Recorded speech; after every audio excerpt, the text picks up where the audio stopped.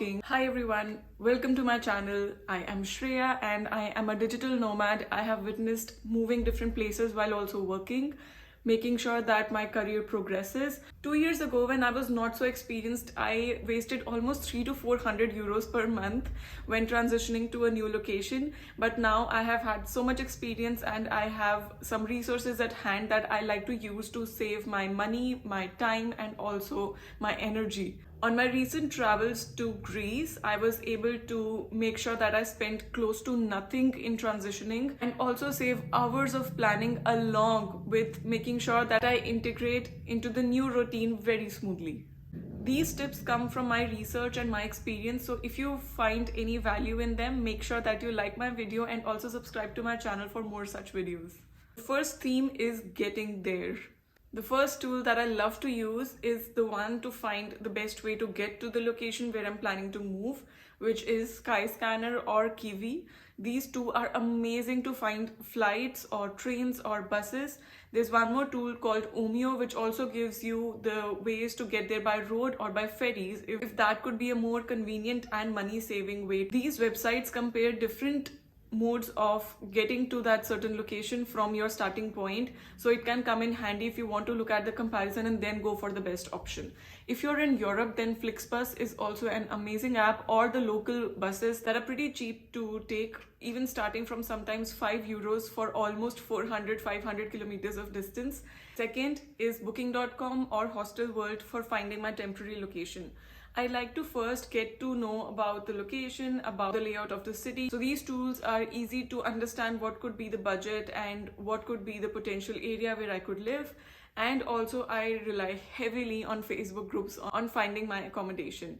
In Facebook groups, if you search for the city name and then just attach flats and flatmates behind it, you will see lots of groups for that city. For example, coming to Athens or going to Tallinn, I was able to find my accommodation on Facebook groups. One more tip here is, if you find a suitable hostel or hotel, make sure that you also go to the website of that hotel and hostel to check out if they have lower prices than the ones that are shown up on booking.com or on Hostel World. Third is a very simple one, which all of you might already have on your phones, Google Maps. But I like to go above and beyond and use its features like labeling and saving locations. For example, if I'm going to a new city, I like to label my place as, for example, Airbnb, or even the places that I want to go to, so that I can estimate the distance between them, which days I would like to cover them in. For example, if two locations that I want to visit are nearby to each other, I'm able to look at the Google map and plan out my days and months and weeks accordingly. I also utilize the feature of offline maps. So whenever I'm about to get to a new city, I make sure that I download the offline map of that section of the city, so that even if my internet is not working or if I do not have a new SIM card till I reach the location, I still am able to access at least the directions within the city. Next section is preparing for your daily life and getting into that routine. If you're going to a location where you don't speak the language, it's very useful to download Google Translate and download the offline language as well, so that even if you do not have internet, you can still translate the words. It has features like camera. So if, for example, if I would go to a grocery store and I do not know the meaning of the words, I can simply scan and get the translations. I also try to learn a few phrases before I enter the city. For example, hi, hello, thank you, please. All of these words I just try to learn before I get there, so that it at least shows that you are putting in an effort to learn the language and to communicate with the localites. Next is preparing for the currency. So you can use, of course, the cash, but it also comes in handy if you have some digital payment methods, for example, a Forex card or apps like Monies or Wise. You can simply create an account in a day or so on apps like these. One tip here could be utilizing some kind of invitation codes from influencers or your friends, so that you get the benefits and also they get some benefit out of the referral schemes. Next is the local food rescue app. This is a very helpful one, and the one tip that I haven't heard from other people online. Apps like Too Good To Go or any local food rescue apps are really helpful when you're getting to a new location, and they can offer you food for cheaper prices, and also you end up contributing to sustainability so that the food is not wasted. So definitely search for these apps before you get to your location. Next is the local SIM application. So what I try to do is, instead of going for a very big plan, for example, say 50 euros a month for lots of internet or for unlimited internet, I would rather go for the cheaper option.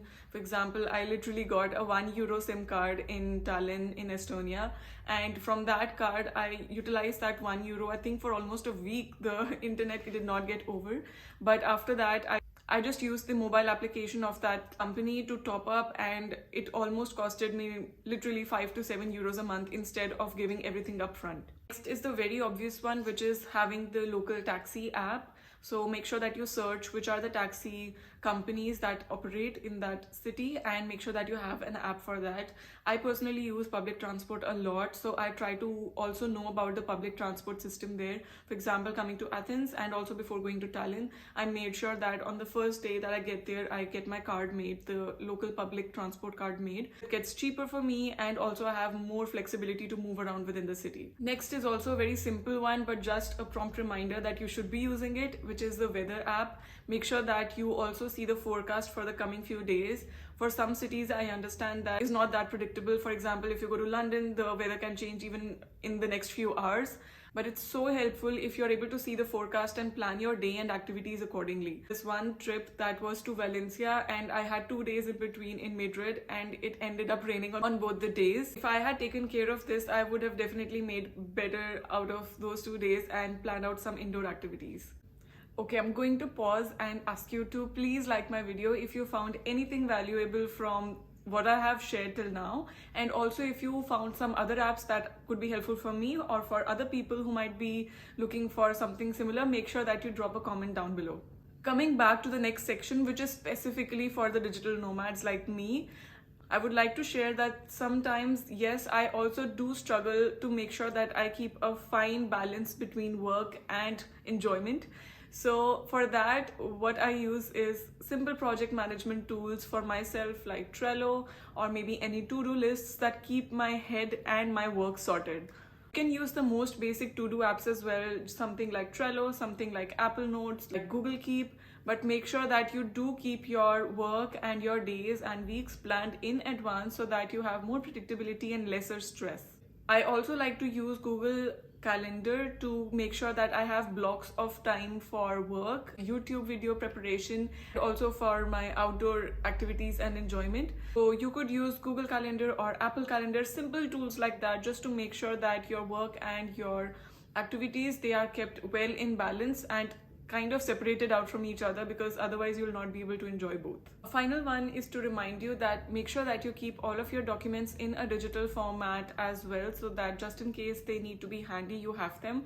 I try to send the important documents to myself on WhatsApp and make sure that it's all saved at one place, even offline. If I do not have the internet, in case of Google Drive or other apps, I might have to have internet to access those documents. So I make sure that they are kept somewhere in a place like WhatsApp where they are easily accessible whenever I want them. And I'm also on to my next ventures, so make sure that you subscribe me, and see you in my next videos. Bye bye.